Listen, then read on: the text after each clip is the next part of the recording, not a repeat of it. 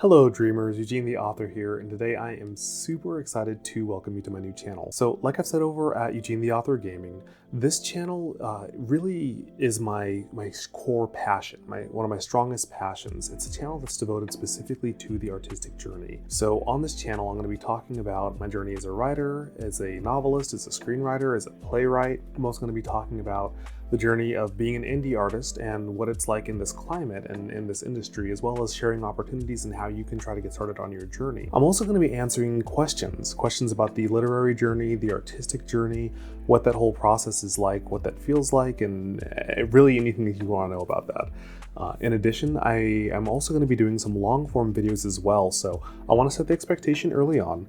The idea is that the videos leading up to Fridays will be shorter form videos where I'm going to be answering questions and discussing various literary topics, and on Fridays it's going to be more long form videos. The first one that I have planned is I did a workshop for the Phoenix Screenwriting Association on authenticity in narrative and depth of character.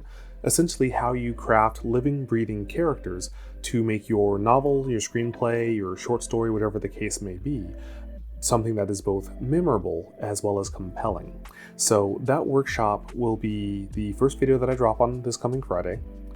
After that, I'm going to be covering some other things of interest. So like I'm really interested in analog horror, and there's a fascinating narrative that goes beyond, creepy atmosphere and jump scares, but tells a very compelling story.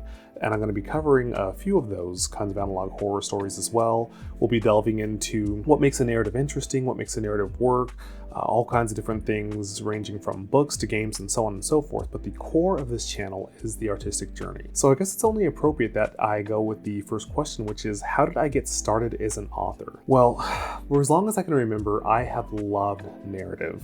I grew up in a household that really strongly encouraged reading and writing. Our family garage was actually a library. My dad had converted the entire garage into a library, so like rows of floor-to-ceiling shelves, and the walls were lined with shelves. And my parents had this rule when it came to books that I could read as a kid.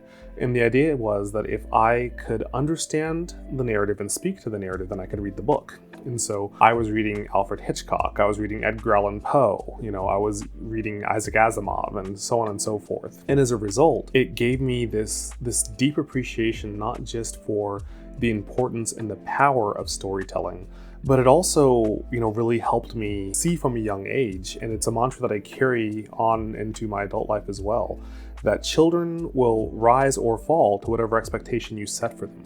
So if you tell young people in your life, you're only capable of comprehending this much, well, that's how much they're going to comprehend, unless they get a bug in their ear and say, hey, you know what?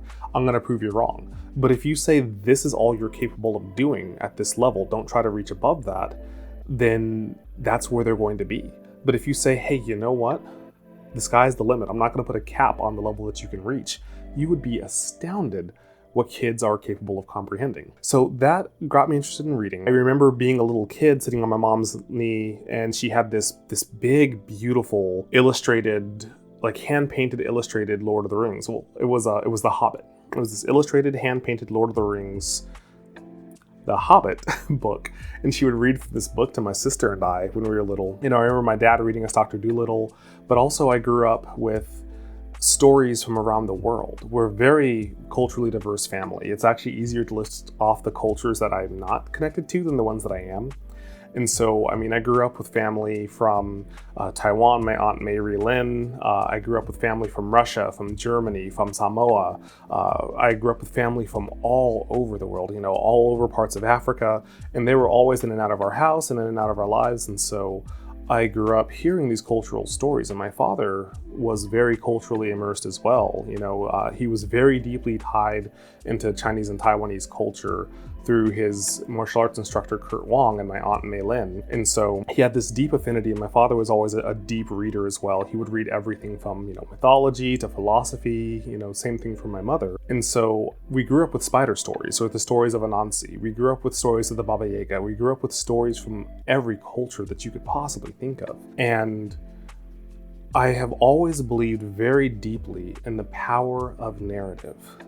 Because nothing's ever just a story. Nothing's ever just a song. Nothing's ever just a game. Nothing's ever just a book.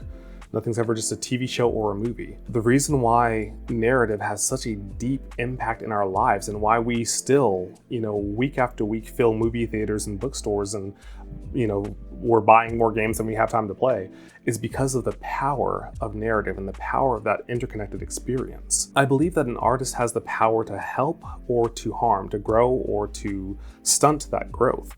And I believe in the power of a good book or a good TV show or a good game being enough to save somebody's life, to change their world, to transport them into a realm that they could never have imagined could exist or they've always dreamt of. And so that's why I write, because I want to, in some way, shape, or form, be a part of that journey. And I believe in depth of character, I believe in integrity of character and authenticity of narrative, and I believe in the power of story to heal as much as it can entertain. And so it's why none of my books are just books. It's why Nora and the Eternal Water Wheel is on the surface, the story about this girl who wakes up in this field without her memories and she's adopted and she has these terrible nightmares with this flaming knight coming after her. And she realizes these aren't nightmares, but these are her memories. And she has to go to her world to save both hers and ours. But beyond all of that, you're dealing with adoption, you're dealing with being raised in a blended household, you're dealing with being raised by a single parent, you're dealing with bullying, you're dealing with social and cultural pressures. There's so much more than just the entertainment aspect of the story. It's why when I'm doing a narrative like Comfort and Joy in the Abyss, which is my love letter to Zelazny, where it's this story about this woman who's a part of this incredibly complicated, very big family of, princes and princesses from all over this fantastical realm, and she's the black sheep of the family that everybody's going after, and she's kind of trying to make the best of her life, and she's got the one sibling she's close to, and then she's finding that she's being targeted by this warlock, and all she has is a name. But at the heart of all of that, we're still dealing with so many more issues. We're dealing with complex family dynamics, we're dealing with toxic sibling dynamics, we're dealing with so many more things. I believe a good story can entertain you as much as it can be relatable to the human condition. So at the heart of it, that's what got me into writing. I hope you enjoyed the video. If you did, leaving a like would be a great way to let the algorithm know that you enjoy this content, and subscribing lets you know what I'm going to post next. If you have any questions, any thoughts, any feelings, anything you'd like me to talk about, anything that you'd like me to cover, please drop down to the comment section below and leave it there, and we'll talk about it on the next time. So, as always, this is Eugene the author saying, you're awesome, be amazing, you already are. Take care, dreamers.